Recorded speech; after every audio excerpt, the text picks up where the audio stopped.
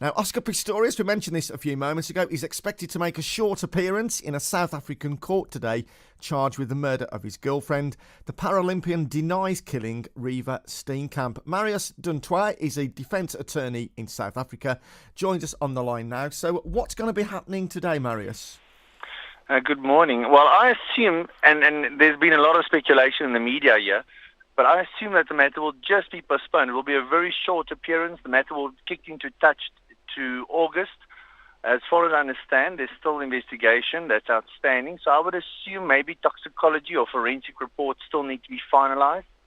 And then what would happen is in August, I would assume the prosecution will serve the defense with an indictment reflecting the charges on which he will be arraigned on, as well as the dates when the trial will take place, as well as a list of witnesses.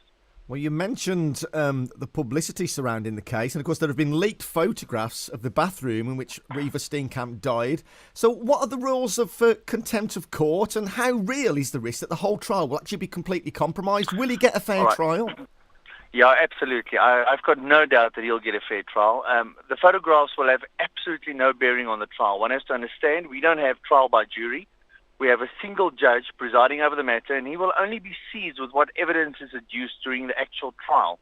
So he would not be concerned with what's going on in the public domain, provided nobody tries to preempt the end of the ruling. So whilst the matter is ongoing, the media would not be allowed to go and say, listen, this witness is rubbish, he's going to reject his evidence, and this witness was fantastic, and hence he will accept his evidence, and he will be convicted of X, Y, and Z.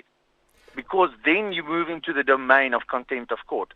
These leaked photographs, what it does is it just casts a further doubt on the way the prosecution has handled themselves. And by the prosecution, I mean I place a blanket over the investigating team as well from the police side.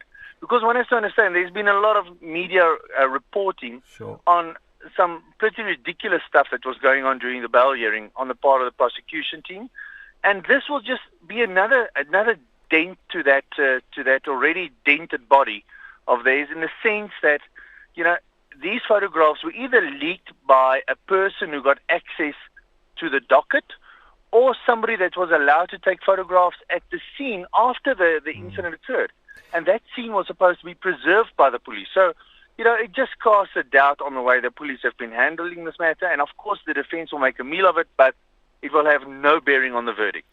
Thank you very much for your time this morning. We'll continue to follow that story. Marius Toit talking there about Oscar Pistorius, who's expected to make a short appearance in a South African court today, charged with the murder.